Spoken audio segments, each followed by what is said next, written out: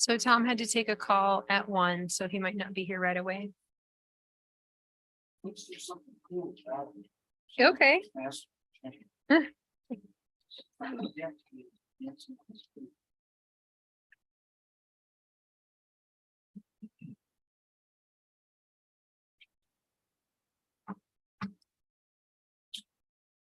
Did Julie say if she was coming? Hmm. Okay.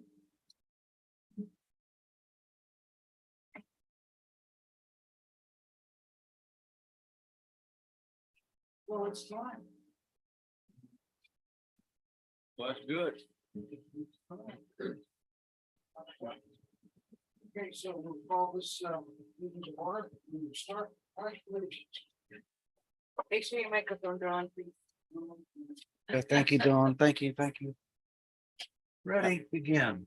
I pledge the allegiance to of the the United States of America, to the republic for which it stands, one nation, under God, indivisible, liberty and justice. Thank you very much. Okay. Roll call. Clint Nelson here. Julie Johnson, not here yet. Peter Hensley, Here, Bill Stewart, Chad Williams. Okay. Item 4, instructions to allow public comment on agenda items from those attending this meeting via teleconference or video conference. There's Julie. Grab one of each of the 3. Say here. Say here. Here. Okay, gotcha. Gotcha. Okay. Did you get all 3 packets? Okay. If at any point anyone would like to ask a question or make a comment and have joined this meeting with their computer, they can click on the raise hand button located at the bottom of the screen. We will be alerted they would like to speak. When called upon, please unmute the microphone and ask the question or make comments in no more than 3 minutes. Those who have joined by dialing a number on their telephone will need to press *6 to unmute themselves and then *9 to alert us they would like to speak. Slight pause will also be offered at the conclusion of each agenda item discussion to allow public members an opportunity to make comments or ask questions. Item 5, seating of alternates. Chad, we love you, but you don't get seated today. We're all here, but please stay. Item 6, additions, deletions, amendments to the agenda. As always, I'll start with the staff. Do you guys have anything you want to change on the agenda today? Nothing? Committee members? Any additions or deletions? Good, good. Okay, rocking and rolling. Item 7, public comment relating on items not on the agenda. Got anything? Nothing? We did not receive any written comment. No written comments. Someday somebody's going to write us a letter. Even if it's cuckoo, I would love to get one. I Um, can ask my mother-in-law. Oh, perfect. Yes, send us something strange. Send us something strange. All right, item 8, approval of minutes. All of you have received the minutes that Dawn and her team included in the packet. Are there any comments or suggested changes to the minutes? If not, I'm looking for a motion. I move that we accept the minutes as written. Okay, is there a second? Second, Okay, Peter moves, Julie seconds that we approve the minutes. Since we are all here, we can do this by voice vote. Is that correct? correct. Okay, all those in favor say aye. All opposed say nay. It's unanimously carried. Okay, number 9, general manager comments. Tom has not yet seen fit to grace us with his presence, but we'll get him on the rebound. Traffic's bad. What? Traffic's bad. Oh, right. He's here. He's just on the call. Oh, Yes, he's ducking. well, I was trying to. He's Support ducking us. Okay, no, he's busy. He'll be here. Okay, item 10, finance manager comments. Tracy, No additional comment. no additional comments. Wow, Wow. speed of light. All right, 11, I've got a long one. Don't worry. My stuff. item 11, committee member comments. Pete, you got anything? Nothing. Bill? Nope. Julie? No, Me neither.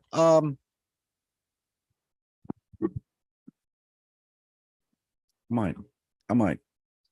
Give me a second for my psychotic break here. Yes. My comment is simply a question. We had a very interesting discussion last time about the janitorial situation. And I think the way it was left is, Tracy, you were going to take it under advisement from a financial perspective. Any developments? Right, and it seems like there was some confusion over why we brought it to the committee. We bring everything to the committee that's gonna go to the board. And if we had felt swayed to hire someone at that time, then it would have to go through board approval because it'd be an addition of a position. What we decided to do was just hold off on that and extend the contract, which we can cancel at any time if we decide to pull it in-house. We're kind of seeing how it's going. Okay. Do you have anything to add to that, Chad? It is scheduled to go to the December Board of Directors meeting with the staff recommendation of entering a 3-year agreement, as Tracy said, which could be canceled Staff recommendation for what? to award to Eurosource for a 3-year agreement. And we have 2 clauses, termination for cause or convenience. So at a later date, if the board chooses to reevaluate, then we would cancel the contract. What's who you're currently using? We are in an interim basis right now, but that is not with the PSA. That was done as a standalone to fill in for the company that quit. Does that reflect the committee's concerns from what we heard? That the service was par or not to par? This company's service has been good. Our concern is that it is the 3rd company in less than 5 years and that the service could decline. But HR needs to do a staffing analysis. There was more done. We already had the 2 proposals received. And so we need that. The one that's the interim cleaning is a standalone and we're running low on funds. Thanks for that clarification. Yes. Not to beleaguer this too much, but the impression we got at the meeting last time is that there was a significant level of concern because we had a contract with a contractor who in fact was using a subcontractor, and the subcontractor was doing some no-show and not doing much work and causing a problem. Is what you're really telling us that you spoke with the contractor and the subcontractor has been replaced or something? I mean, what's the deal? What happened overnight that suddenly it's not a problem anymore? Nope. That company was terminated.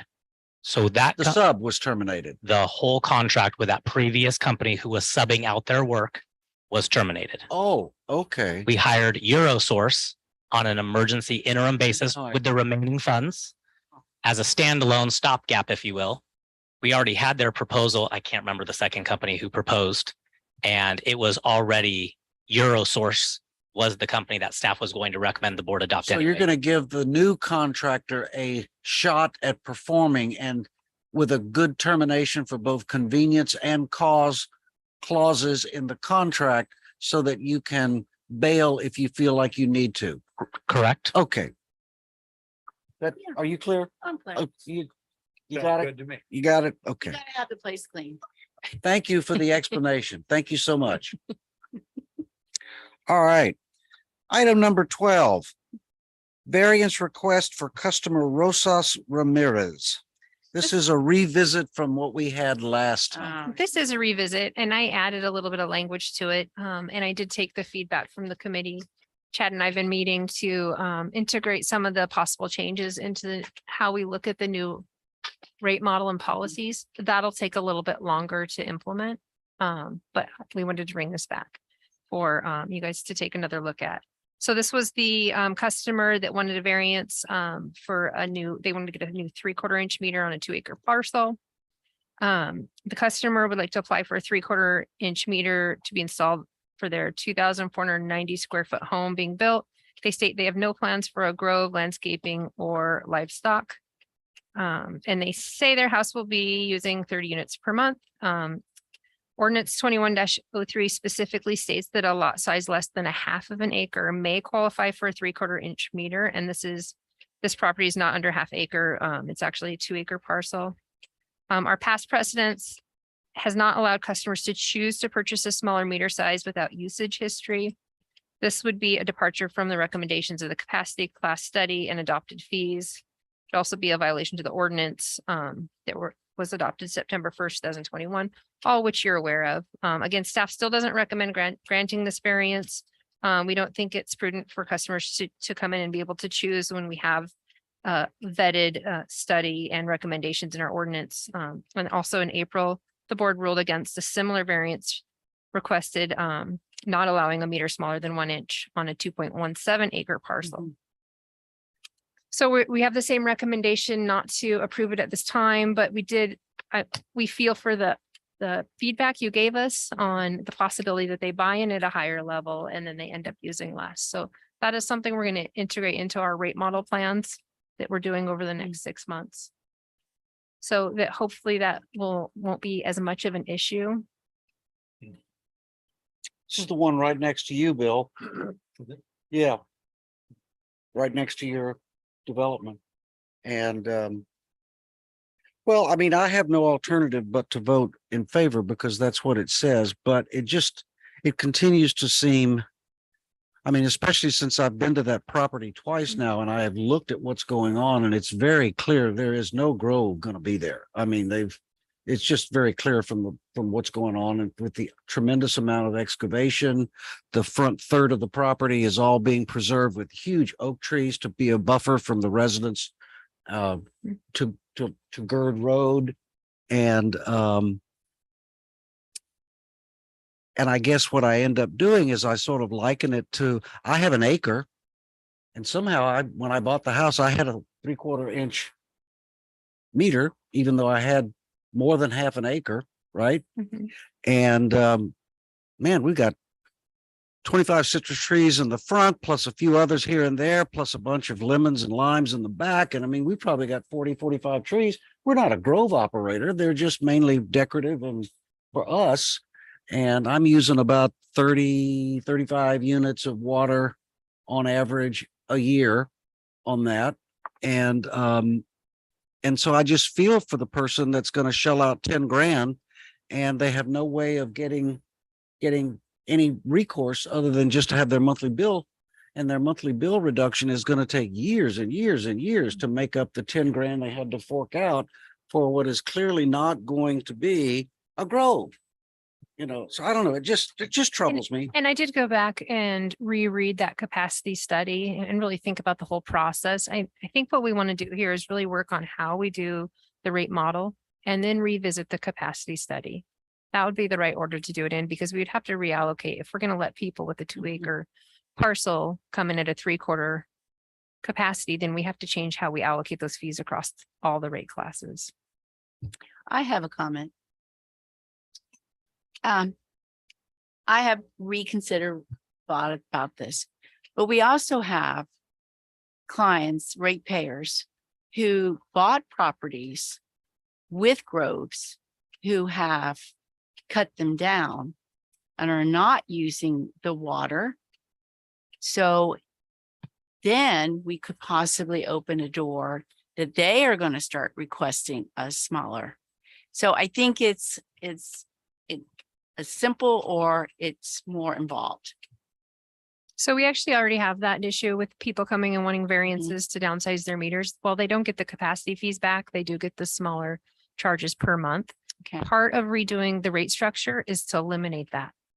It's a lot of busy work. It's a lot of lost revenue that we budget for and then end up not getting because it's not based on what we had planned for. So we're looking at putting more of the variable fee on the fixed cost based on historical consumption.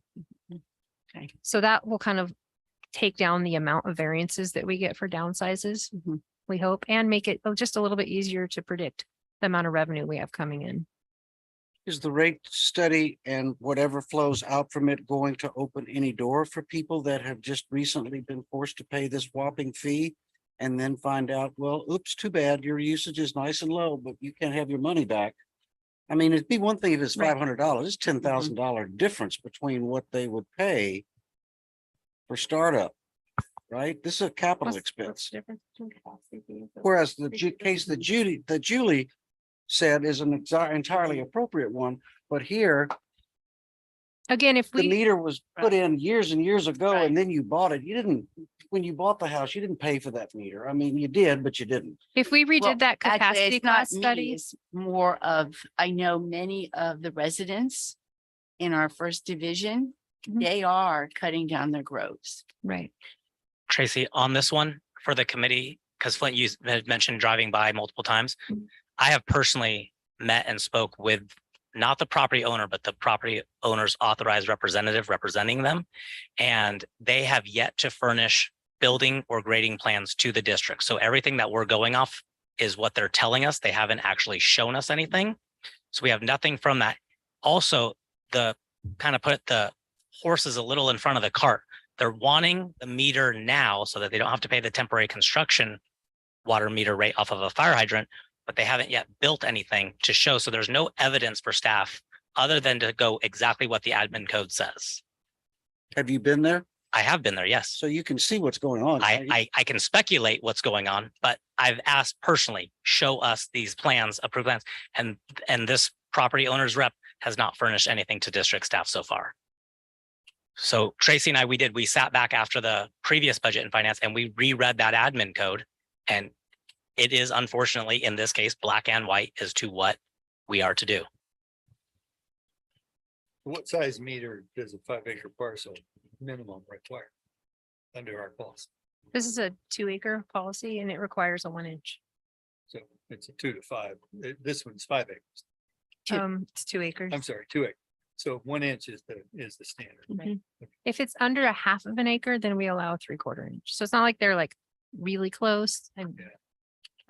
Fair enough. Yeah, and also I was gonna add, if we redo the capacity fees study, it's gonna change the cost difference between a 3/4 and a 1 inch. If we decide to have 2-acre parcels get a 3/4 inch meter, it's gonna change that allocation of cost. And we won't retroactively go back to all of our customers to adjust that. We have customers that go back decades that never paid any capacity fees. So what is really going on is that the district is making an a priori assumption that if you are buying more than half an acre, you are planning on using lots of water. And That- therefore you must have a 1 inch or a 1.5, depending on how it all goes. And a person could be buying 3 acres, of which only a half an acre is actually usable land. The rest of it is steep slope or rockscape or whatever. Right. But we're still going to tag them for that amount of money solely because of the square footage of the land and not anything about usability or whatever's going on. I don't know, just seems Right. odd. So the study done by Will Down on the capacity fees based it on the average usage by meter size and then allocated it out by parcel size. I think I included a copy of that in here. We went back and read through it again and I have a question. When we did our tour, we went in an area, I don't know the name of the road, but it's going on 76 East. And there were properties that were way out there. And some of them, I didn't see a lot of agriculture going on, but they are way out there. Is the ruling still applicable for them? If they have 58, or if they have, for example, what kind of meters do we put out there? it's the same ruling. We don't have different rules. for Okay, different areas. so it's just dependent on your acreage is what you do. When you buy in, yes. Okay, thank you. And I guess, I mean, if I had 3 acres and I was going to keep 2 or 3 horses, I'm going to be forced to buy a 1 inch meter at $10,000 more than the 3/4 inch meter. And given having a couple of horses as pets, I'm not going to be using ag water. I mean, I'm not. There's no way. And it just seems like the more I get into this, the more I think that square footage is a very, I hate to use the term, sophomoric means of making this determination, as opposed to use or utility being the means of Right. making. Now, I share your concern. There haven't been building permits, and I talked to the neighbor across the street, and they're in a hassle with the building department about what they want to build and how they want to orient the house. But it doesn't have anything to do with a hassle about what they're going to do with the land. It's just stuff there I think, and the backup. I think this is really relevant input for when we redo the capacity study and the admin code update. But it doesn't help the It doesn't guy in help front of us now, now, yeah. right? Unless they delayed their. No, no. Well, I think to Chad's point too, they could delay purchasing the meter now by getting a temporary construction meter. And if they did that, then it would give them time to show us finalized plans since they are having trouble getting those permits, but they're choosing not to do that. And that's troublesome. I hear you. I hear you. I don't know. It Okay. doesn't seem equitable to me. That's all I can say. But are there any other questions or comments? My comment is that this thing has evolved over a long time. We have a policy. Policy is based on something you don't agree with, which is capacity of the property. Regardless of how they use it, is capacity of the property. If we were going to amend the policy in any way, shape, or form, it would be to, in my view, as a director, I would say it would be, you buy the property, you put in your 1 inch meter, we charge you what we're going to charge. You don't use more than 10 or 15, units of water. And you come back to us and you say, we have known the property now for a year or 2 years. We've proven that we're not going to do any additional grows, vineyard, whatever. We're not going to use a lot more water. I think that you could set up a criteria for a variance based on usage. That would be fair. But to go and say initially, this is an empty piece of land right now, it doesn't have a meter on it, I assume. Correct. And so to say, I'm gonna buy 2 acres, but I'm never gonna use it. That's thin, as far as I'm concerned. When you buy the acreage, you should buy a requisite meter. And then I would suggest that we look at a variance based on time and use. And that variance would allow them to get Maybe a partial refund, refund on the capacity fee, because that's the part I'm feeling. maybe a partial refund on the capacity fee, but look, like Stacy's indicating, we know how Tracy. many lots we've got out. there Tracy. Undeveloped. I'm Tracy. Okay. I always do that. I have a niece named Stacy and I use it all the time. Yeah, I think you could do, there's several ways you could approach that, and to make it more fair. One of the problems is, too, people are buying up these properties and they are building. And that's a continuing process. And we know we've got so many large lots out there. And we're basing some of our projections on the fact that those lots are going to be built on and developed. And I think that from that point of view alone, it becomes important that we not just variance everybody that buys a lot. Unless we've got the capability of determining in the future if they decide to go ahead and plant a lot and use a lot, we're going to be able to determine, well, that's really hard to do after the fact. I mean, just to continually monitor 1,000 lots, which is what we have here. So I think that there's a variance situation where they could get a portion back. But I certainly would change the policy right now based on one, and I don't think that authorizing variances is a very good idea unless you're ready to do that at every.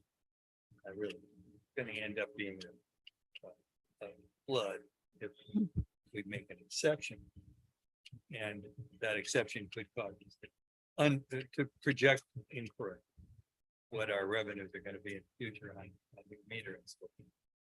So that's my view. Yes, if there's no further discussion, I move that we accept number 2. That is denied the variance request. Is there a second? I second. Bill seconds. Okay, Julie moves and Bill seconds that we move forward recommending option 2. And Yes. how do we do this? Do you have to do a roll call for this? You don't have to do a roll call, it's not an ordinance, but just make sure that everyone states their position clearly so I can get on record. Okay, all the Comments. Yes. I think the approach is currently being using, it's fine to get started. But I think as part of this motion, we should add, at some point down the road, not too far down the road, you evaluate the possibility of giving credits after a year based on what the true usage is. But start off the same way, like the way you're moving now. I would amend my second if that was 2 years. I think 1 year is not. I think you really need to demonstrate over a couple of year period of time that you're not gonna plant anything. I mean, they could go build their house and defer the planned orchard, get the variance at 1 year and then plant the orchard, but 2 years down, they're either gonna do it or not.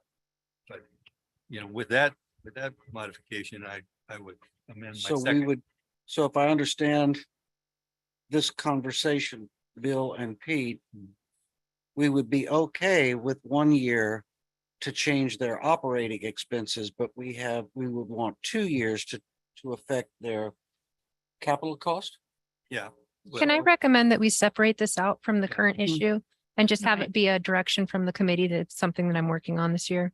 Right, I I agree. think that's fine. I think Tracy and the team are working on something. Is this individual one I suggest that we focus on.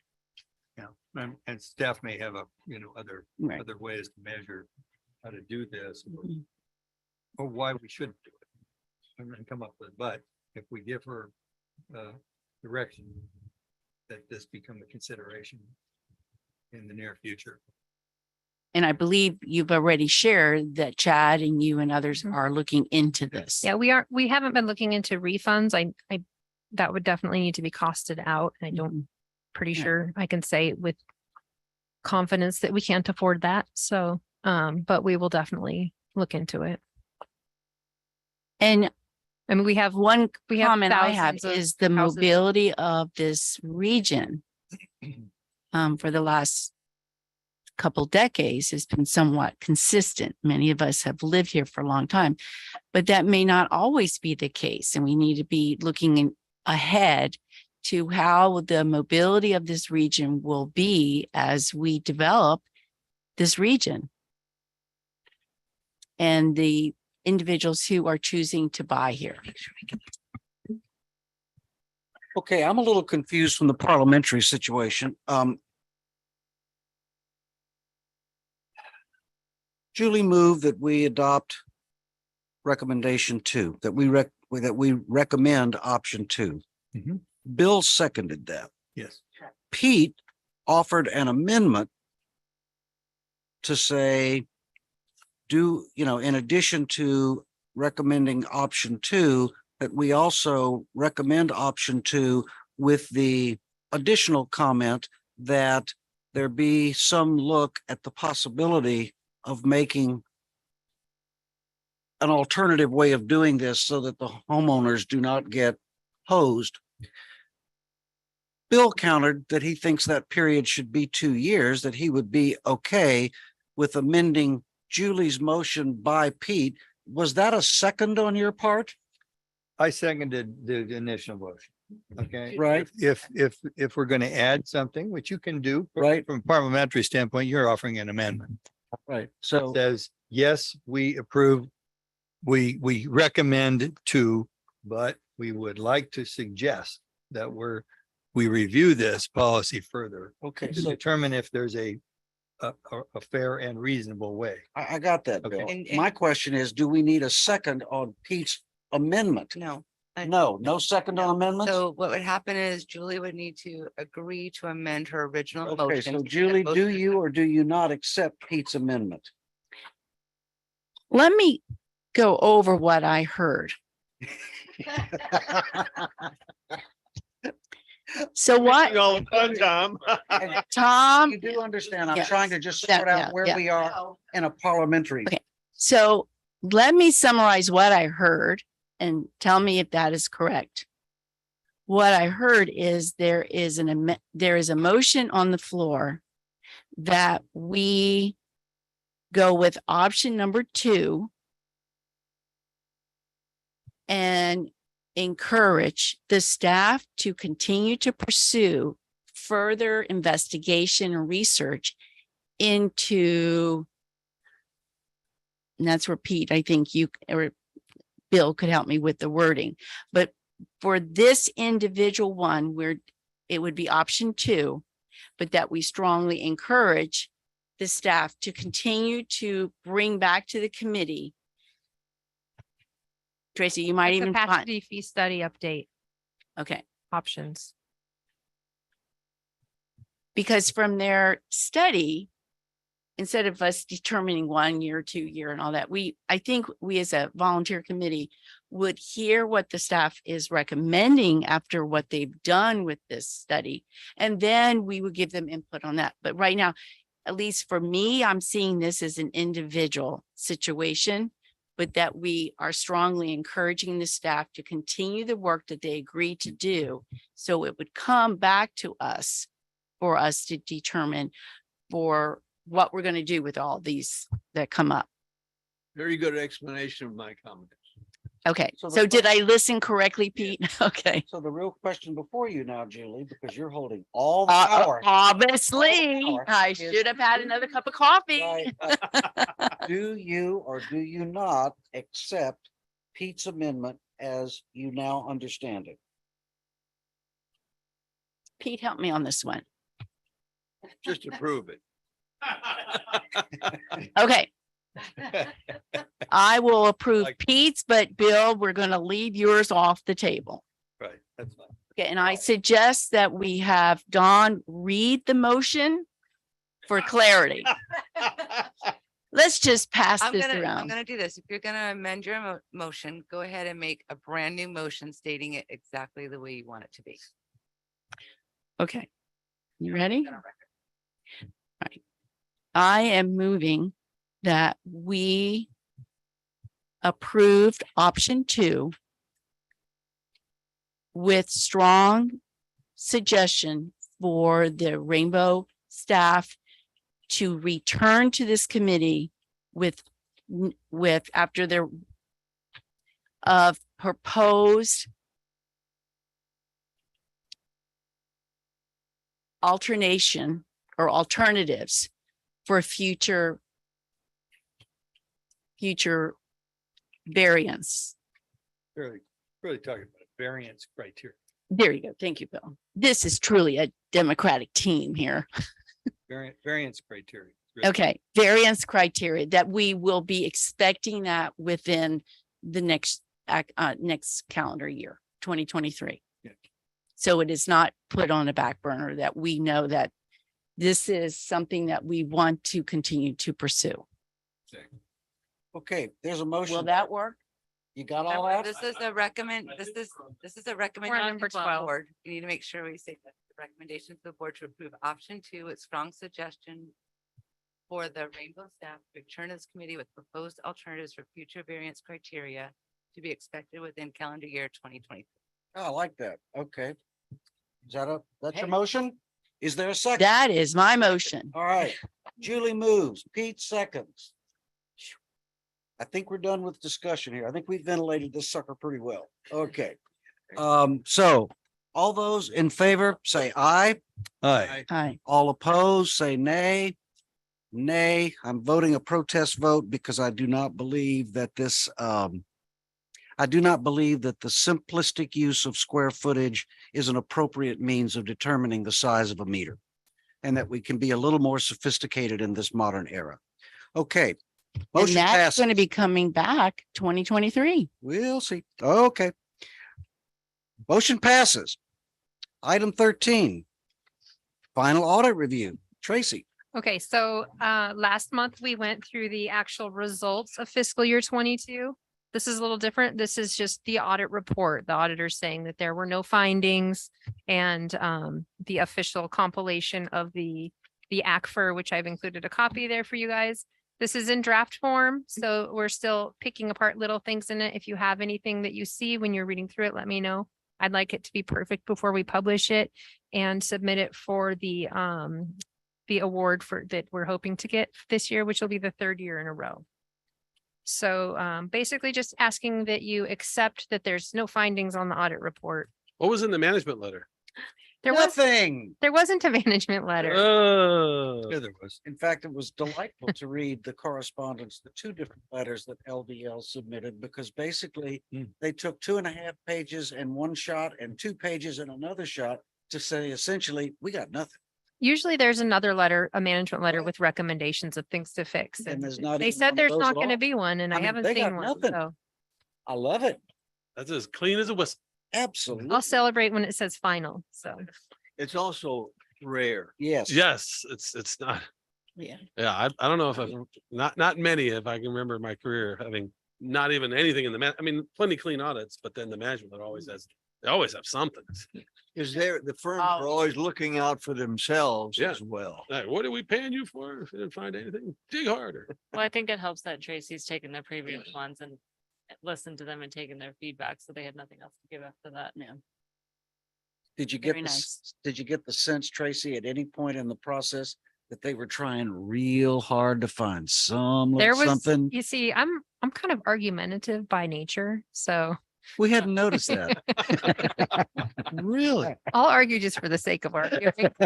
But yeah, I won. So there was one thing that was We- a we maybe. won. So Yeah, we. Yeah, we won. Ratepayers. No, Tracy won. Yeah, I Very think nice. I think Thank too you. that they were they were really acknowledging here too, your achievement for excellence in financial reporting that came down from the Government Financial Officers Association. I thought that was impressive, and if I were, auditing, I would have to give some nod to that. it definitely helps. Our finance staff has worked really hard to improve processes and it's getting a lot easier on us. So So are we being asked to take an action today, or is this an information item? it's basically just an information item. The board I mean, has to it's they a take action no-brainer. to accept it, but you Yeah. can't not accept it. Right, So, like, right. there's- And it's a no-brainer. It's a Yeah. great report. It's a fabulous report. It's a clean opinion, Yeah. very clean. It's it's a no-brainer because our crew is big brainer, right?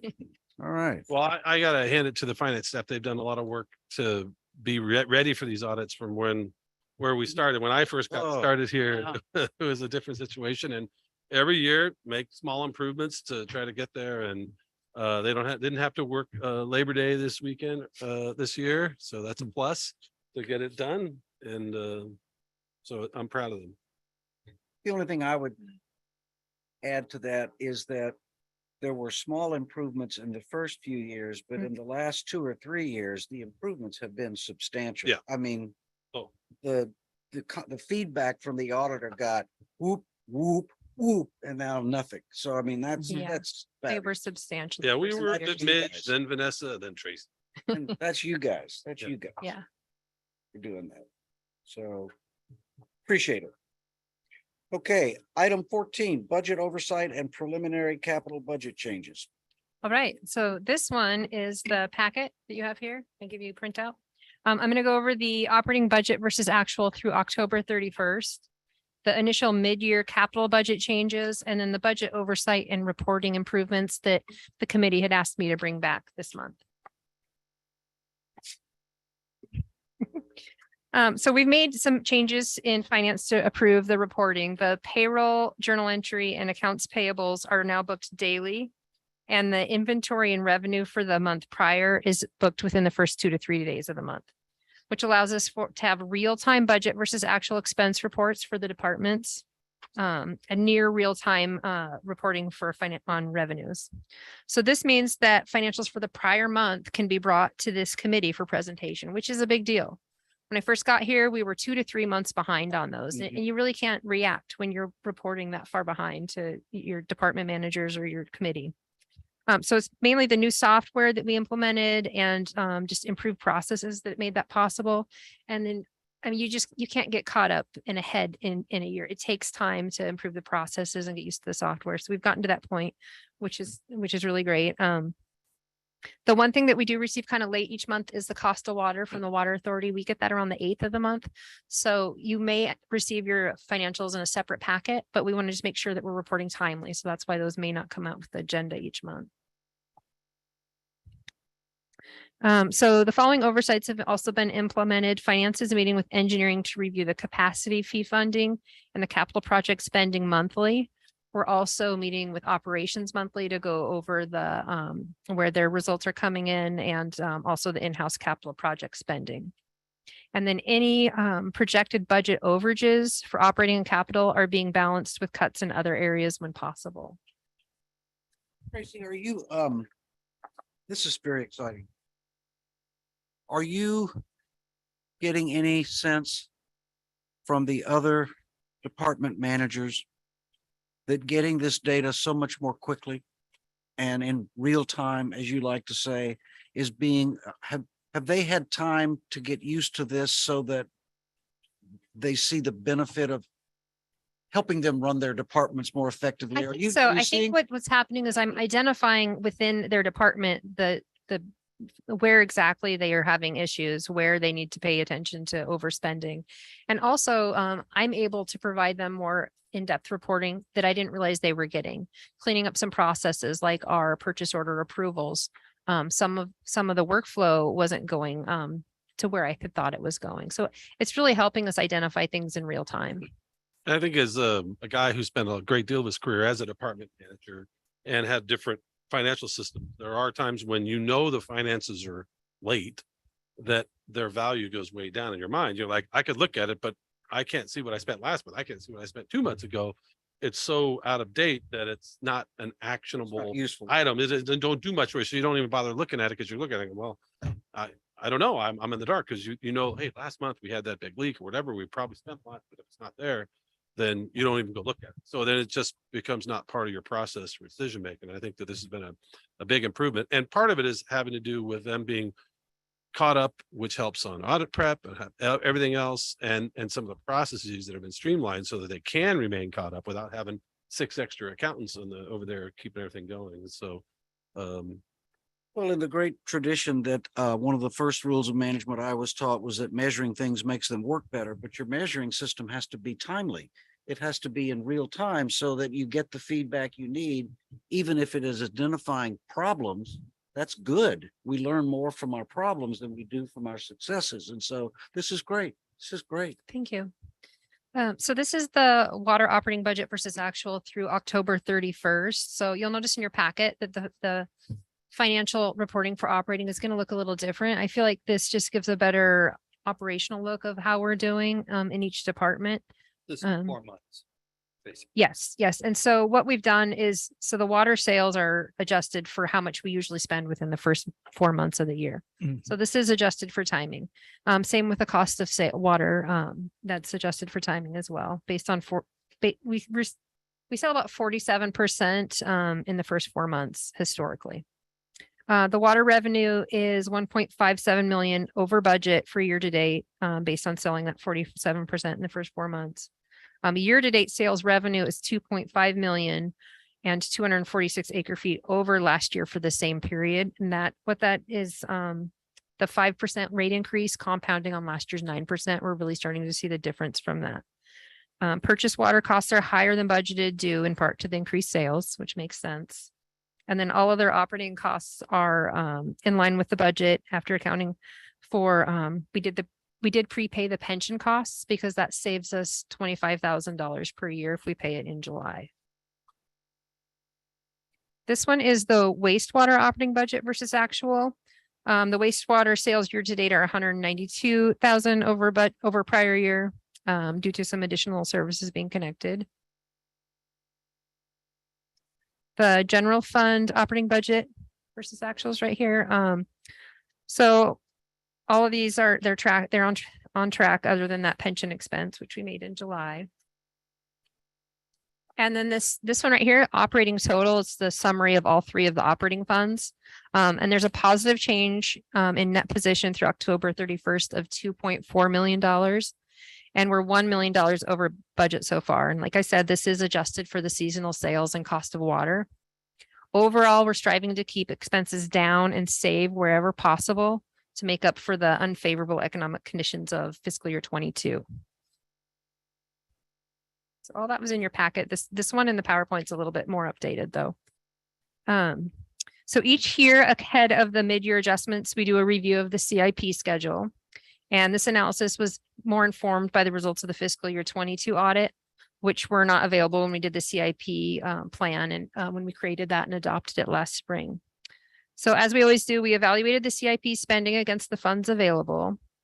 And so current funding this year was more of a challenge than anticipated early last spring with the economic conditions and the $2 million of transfer that didn't come from operating to capital. So we did have to reassess some of our 5-year capital plan.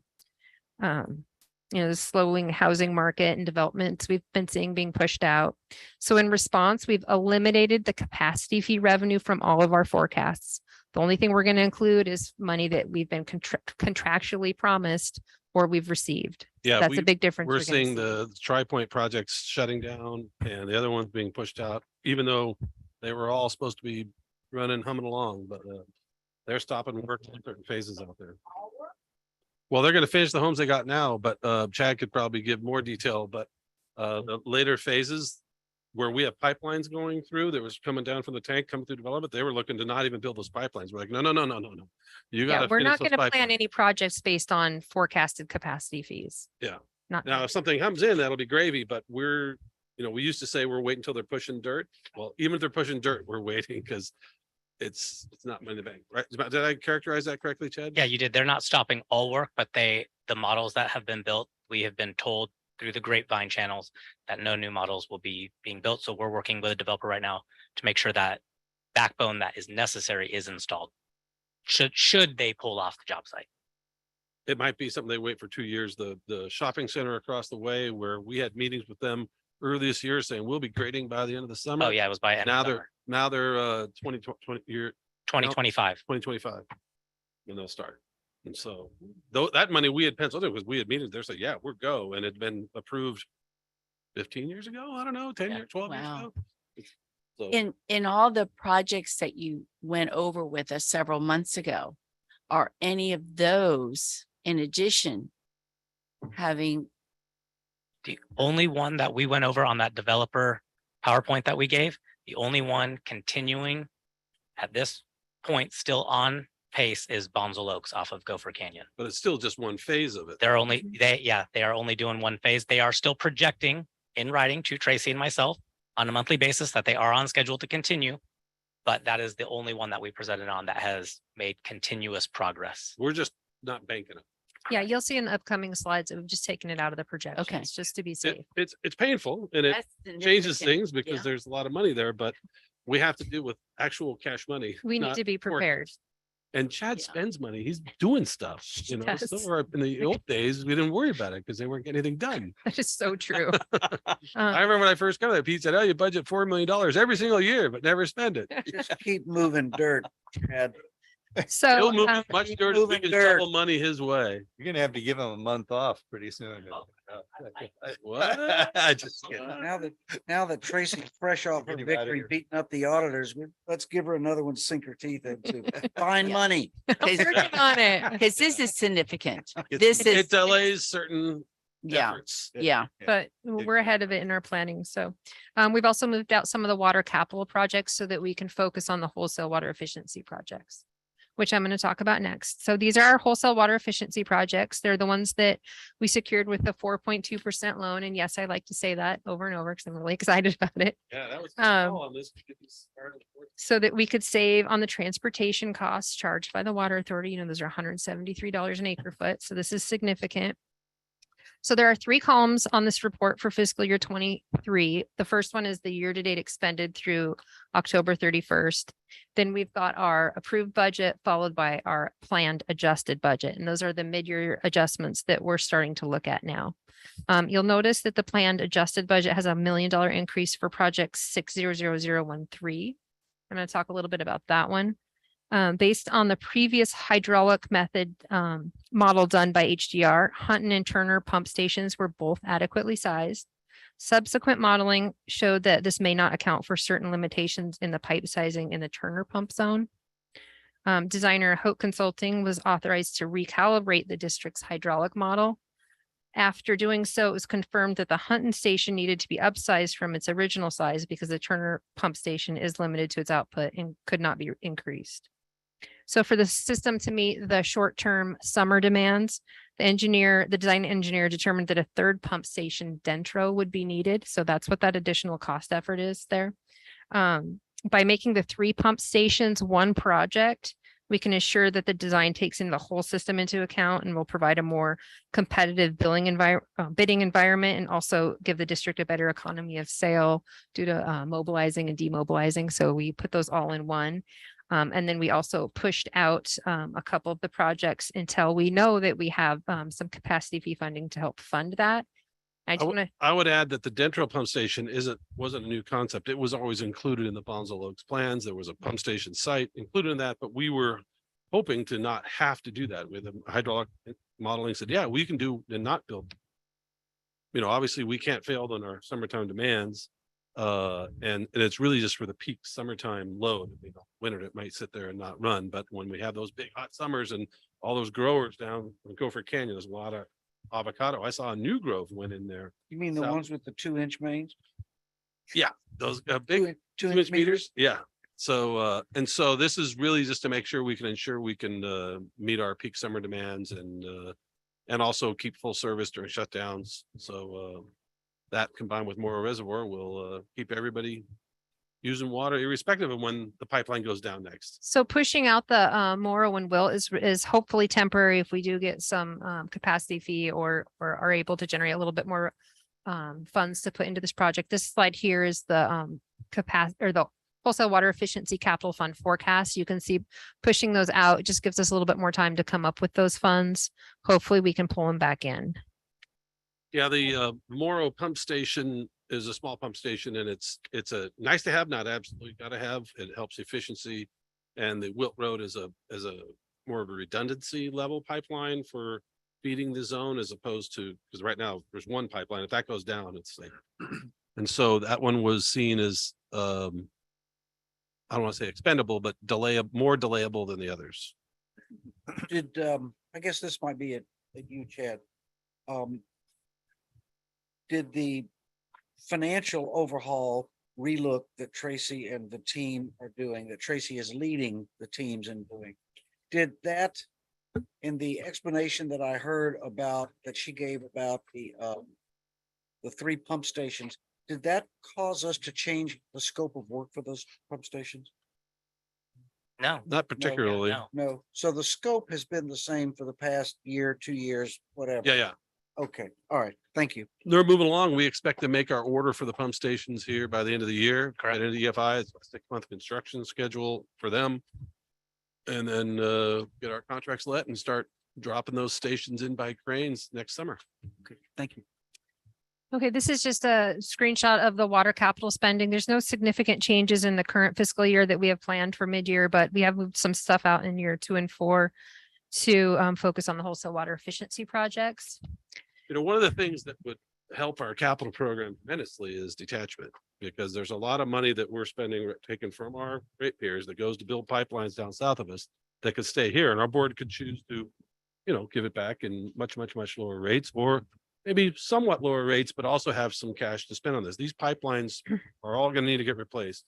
And when we look at the approximately $7 million extra we're sending down there a year, you know, that's a lot of money. And when you look at these budgets, that's an enormous impact here because we could easily split the difference with ratepayers and fund our capital properly and give rate relief. But that's why we're doing it, folks. So Okay, this screen here is the water capital fund forecast. So you'll notice that we only have the 430,000 on there for the capacity fees. I've taken out all the future years for capacity fees and only putting on what we've received. That's what we've received year to date. So we're being very conservative there. You know, we're gonna reevaluate the planned rate increase. We're really hoping that we can just watch our spending, stay under budget and not have to reassess what our planned rate increase is. Because we had done that 5-year rate increase back a year and a half ago, which means that next July 1st, we'll have another 4.5% increase, you know, which compounds on those ones the last 2 years. So we're really hoping to not change that, but we're still going to reassess it. Having these monthly timely financials really helps us look at where we're going and what we need to do. We're going to do that along with the, while we're looking at the wastewater. In case we need to change it, we would just do them both together. These are the wastewater capital projects. Lift Station 1 project is the only one we have budgeted this year. I think it's scheduled for completion in June, July of 23. March or April. Okay, great. And then we have nothing else scheduled for the wastewater. We need to build up the funds after spending a significant amount of money on Lift Station 1. But we are finishing up the cost of service study for wastewater right now. We haven't increased wastewater rates in over 5 years. So you'll see on here on this wastewater fund forecast that we received $8 million this fiscal year. We received that in July, and the other 2.5 million is scheduled to be received, I think, April of 2024. So those are funds that we're contractually, they are contractually obligated to pay us for. So we do have those in there, and then we do have transfers from operating, which will require a rate increase. Okay, any questions? That was the last slide.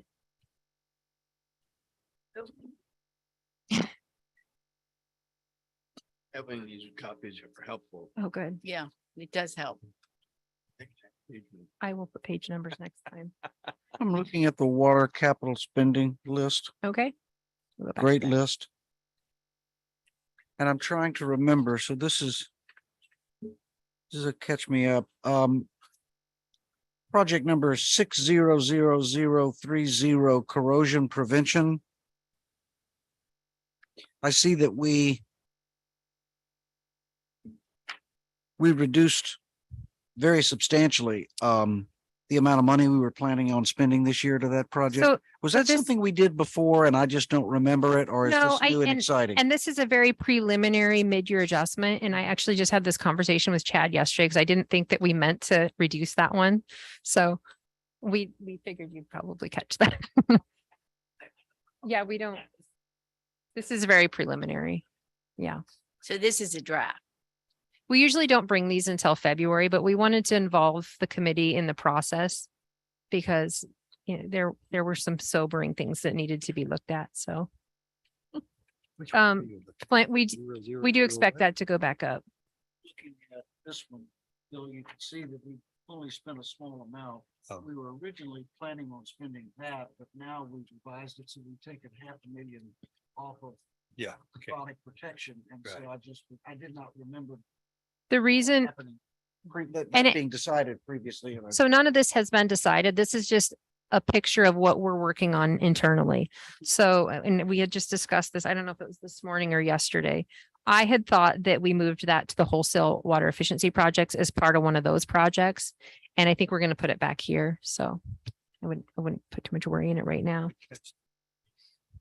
Well, and the corrosion prevention, the cathodic protection is very important because it is buying us some leverage to not have to invest huge Right. quantities of capital in replacing pipe that's in the ground. Instead, we can try to extend the life and buy ourselves some time. So I just got nervous there for a Right. second that we dramatically reduce the level of effort there, or we kind of cutting off the left hand to save right. No. I just didn't know. No, we're still going to do it. We just moved it around. Okay. So And that's a good question that you had, Flint, because if money becomes tighter, there will have to be decisions of what gets cut or revised and what doesn't. So, yeah, and that's what this represents is the work that we've done as a team to figure out what we could push out or what Right. needs to be prioritized. right. Actually, he came back. Sorry. Actually, you know what it really does?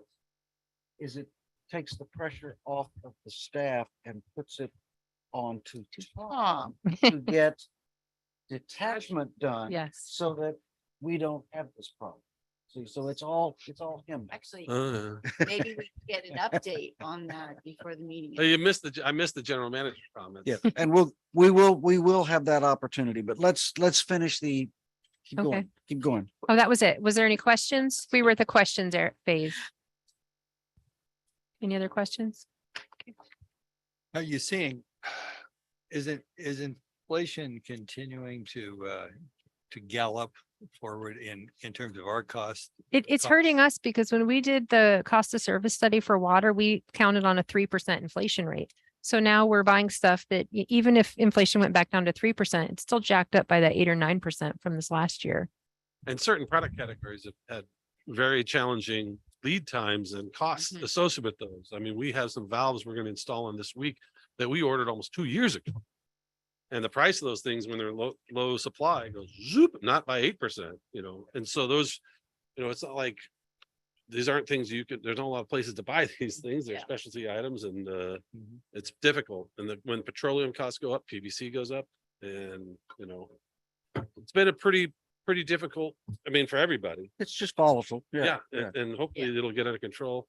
I'm not waiting for Sacramento or DC to save it, but you know, the economy will hopefully right itself sooner than later. There's a lot of corporate gouging going on, Oof. and big time, and that is a big driver of what we've seen in this inflation. It didn't get called out enough in I didn't think, because we were just talking about, you know, food and gas, but man, you know, everybody that's got a business that thought they could get away with it in the environment of inflation, you know, jack prices, you know, 25-30%, whatever it was. And I think that will level out, like you said, you know, eventually that competition is going to get back into play. But when you have a little bit of supply shortage, you know, it was a perfect time for them all to get. You get that all the time. You say, what's going on? They say supply chain, you know, that term, oh, it's Mhm. about supply chain. Really? They throw their hands up. Oh, that's what you got. I mean, we had some of the Mhm. generators that, When in fact, it may not be, because there's two Oh, yeah. pieces to this. There's the input cost of the material that's being used to produce the widget, and then there is the movement cost of getting the widget from its place to us. We're in a business where both of those can hit us equally. Yep. Equally hard. Exactly. I have a nitpick, Tracy. A potential nitpick on the wastewater capital spending project list. I see at the bottom department level capital Mhm. expenses, and I see we have a projection of that for year one. Is there a reason why we don't have do we not intend to have those for the out years? 2, 3, 4? I've cut them off. I don't know. you know, Good. there's Okay. significant Cut 'em off, investment in yeah. the wastewater side. and Robert's not here, so cut them Yeah. off. Yeah. I'm cutting them off. They bought some of the equipment that they needed in the last couple of years. And so we don't see an immediate need for large. I mean, there's going to be small, items, not something that Yeah, there's usually going to be a small amount on wastewater and on water capital right there. We have to budget it somewhere. So. We don't want to put it in the operating budget because then it but nobody's getting an $800,000. falsely increases that our operatings. Yeah, we already did that. Yeah, well, we don't have one anymore. And it turns out we don't need. 7. Anything more on that item, Tracy? Are we done? That's it. You're going to see it every month. So. Beautiful. That's great. Love it. That's great. And then item 15, the finance packet. I'll go fast so Tom can get his comments in, but I just, not much update as far as our comparative water sales go as of the October billing. We are up roughly 103% from last year sales at Mhm. this point, October billing of last year, which is a good thing. Yeah, we already went over the operating Yeah. budget versus actual. So. That's what I was, She took, these are overlapped, Mhm. right? Yeah. Yeah, Mhm. yeah, yeah. In fact, probably at some point, you guys could figure out a combined overlap simplistic way of doing this so that it's not so much paper and makes it simpler to read. Well, 'Cause- we don't have to print these out. It's just, Yeah. it's been recommended by different committee members that they want paper. Mhm. But we are required to report all this to the board every month. Right. So Okay, we can have each of you sign a paperless form if you'd like. I prefer print. Yeah. You know, we are very paperless here. It's just the Mhm. committee meetings. It's nice to have it to look at and write notes on. Either print or we have laptops Yeah. available to us. item 16, list of suggested agenda items for the next scheduled budget and finance committee meetings. Tracy, do we? So I was gonna recommend that we not meet in December Right. because we won't have anything to bring. Right. I don't believe with the Right. board meeting happening before the committee meeting. Right. And we're at that time, and we've kind of hit the peak you're gearing up for mid-year budget review and that'll be a January kind Yeah, of thing, that'll right? be a big one. It used to be that we'd bring the audit in December or That's January. right. but- You're so far ahead of me. Yeah. Yeah. So I'm gonna go on vacation. You cleared some space. So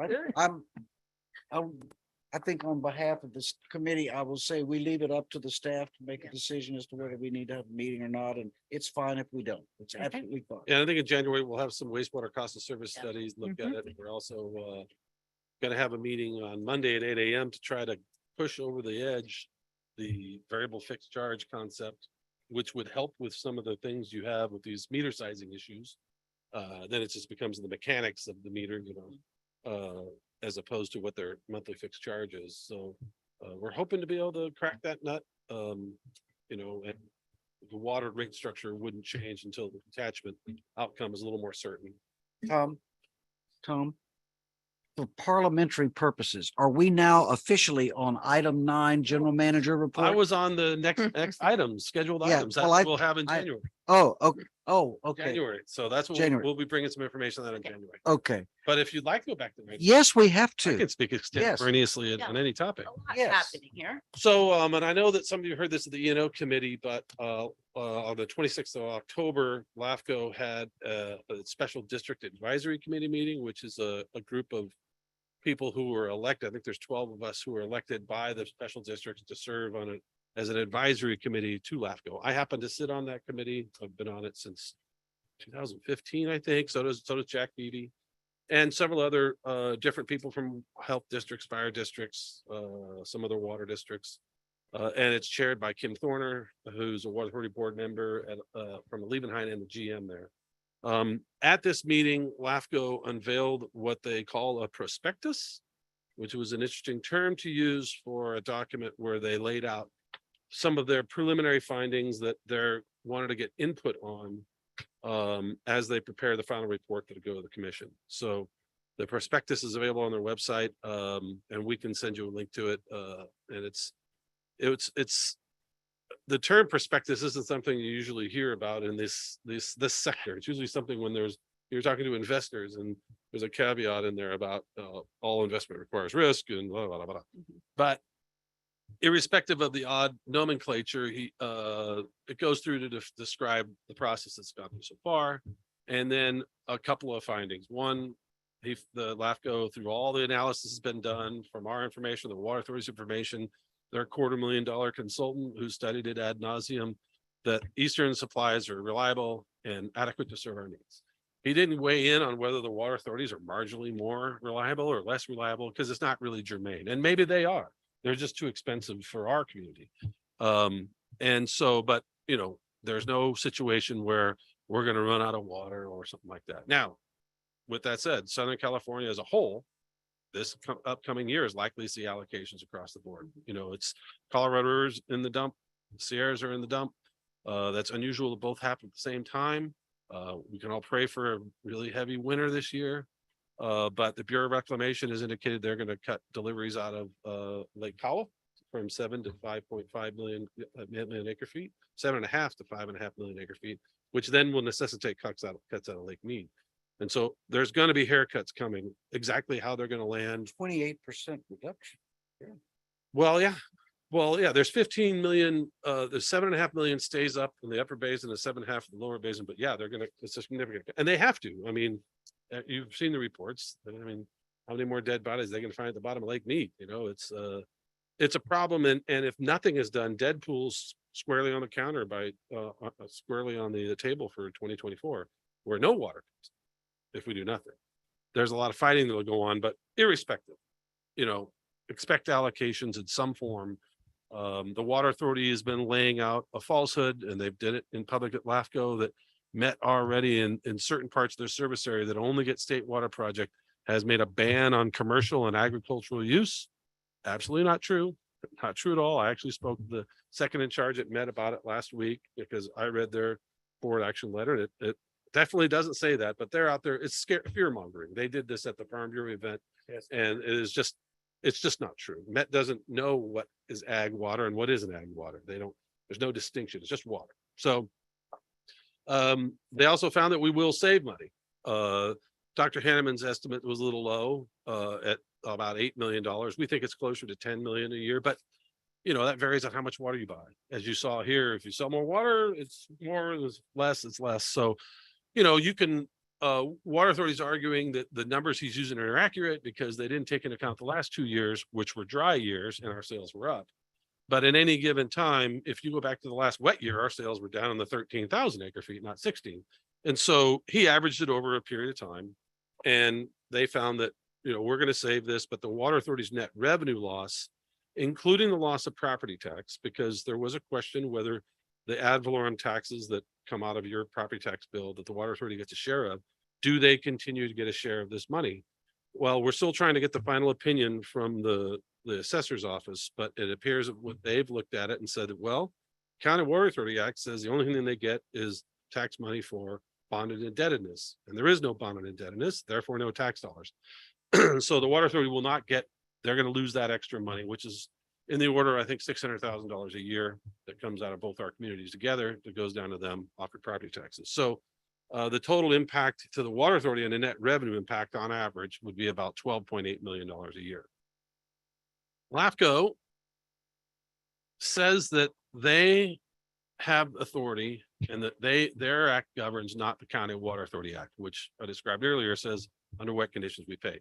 We disagree with this. We're asking them to provide their legal input on it, but putting that aside, because that's a whole different question, they believe that we should mitigate the impacts on the other member agencies for a period of 5 years. So if you take 12.8 million times 5, it's about $64 million, a bitter pill. But they also recognize that when you look at the impacts on the water authority over a 5-year span, you got to look at both their loss of revenue and their reductions in expenditures.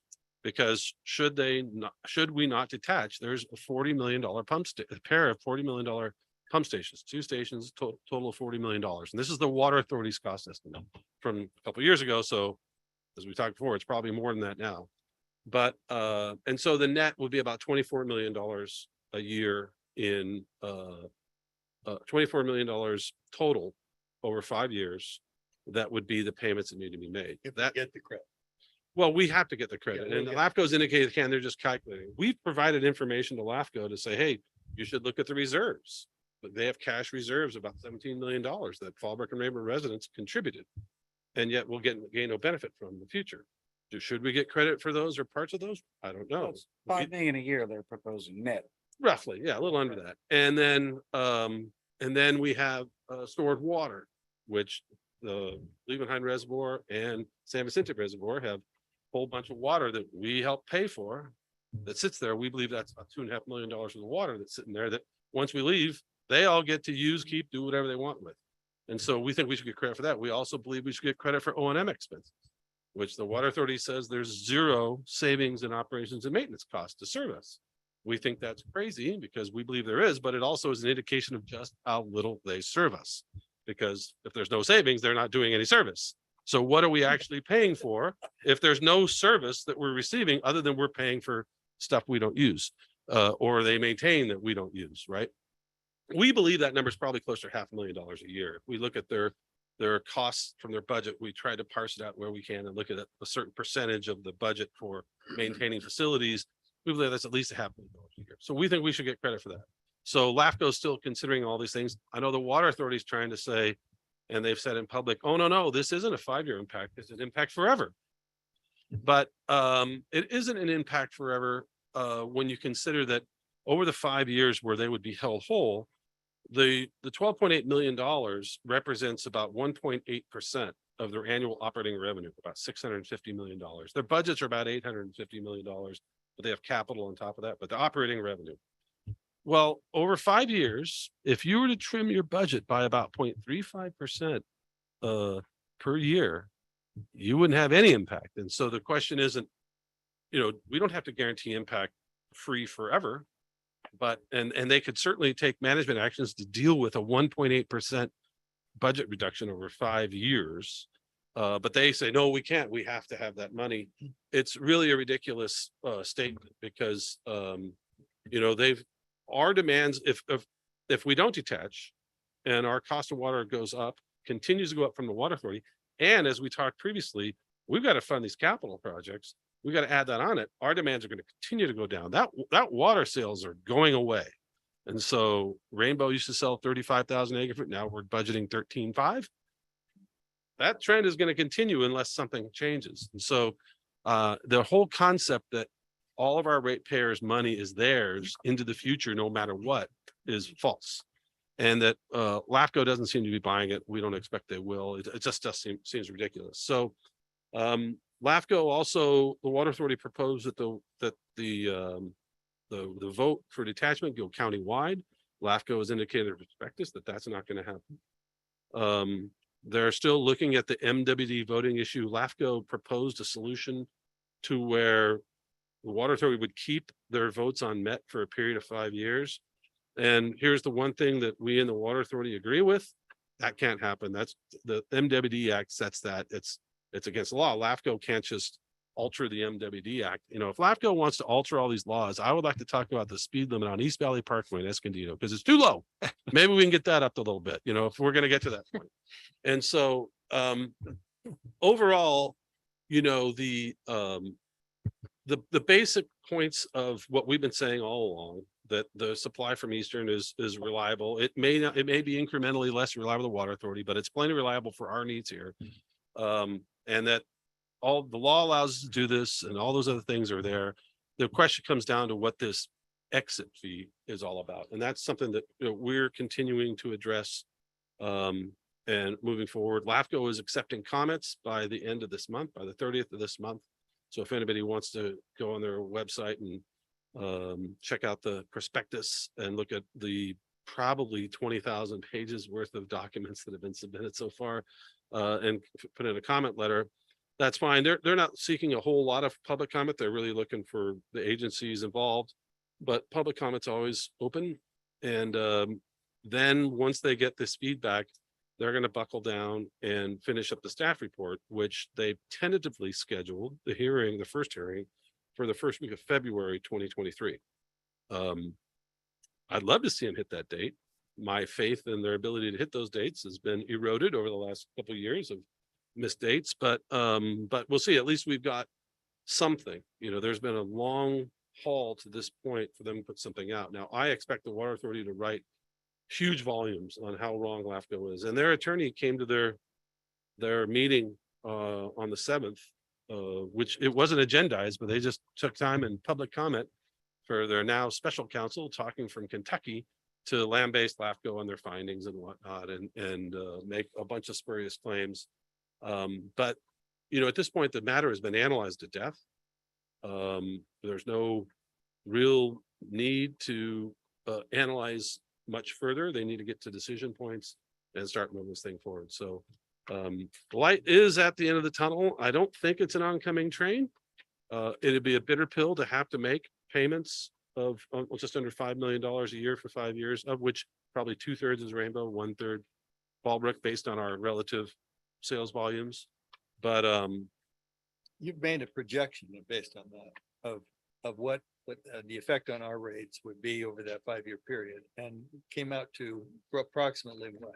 well, I don't have any exact numbers, and I don't want to make any public forecasts on that. We have looked at it. It's obviously more positive. If we think we're going to save $6-7 million, we got to pay $2 or $3 million a year and for 5 years, and then and also not be subject to every annual rate increase from them between now and then. That's all super positive. You know, we don't want to get the cart too far ahead of the horse. Yeah. Because I know the Water Authority always listens to our meetings, so I don't know who's here today, but hi. Oh, hey, Craig, how's it going? And so, you know, I don't want to make any forecasts. It has an extremely beneficial impact. So if we save $3 million in the beginning and then 6 or 7 later, that's a plus. But it's not as good as saving it right at the gate. But, you know, we've been battling this for a long time and trying to get this ball over the line. You have to look at delays even worse, because every year we're losing $7 million, let's say. Yes. And we're almost 3 years in. That's $21 million. If they had approved the day we applied for it in March of 2020, as opposed to March of 2023, there's $21 million out the window. And so trying to argue further to try to save this increment and drag it on for another year or two, you know, at a certain point, you don't realize any savings until you get some savings, and there's cost associated with prosecuting this effort that we want to, nip in the bud as well. Sure. Okay. That's my report. Sorry it was lengthy, but Any comments, Pete? It's just discouraging. Somehow I have this feeling this thing is never gonna end. you tell me about it. I would have been retired by now. Well, next. But I hope it does. It definitely needs to end because I think that LAFCO is taking way too long, or they're trying to be super cautious, but it'll be 3 years before it gets to the commission, and that's, come on. No, I don't. I concur with Pete. All righty, then I think we are at that point. It's called QED. QED. Quit dinner. We can adjourn this thing. Thanks, Greg. Thanks, Colette.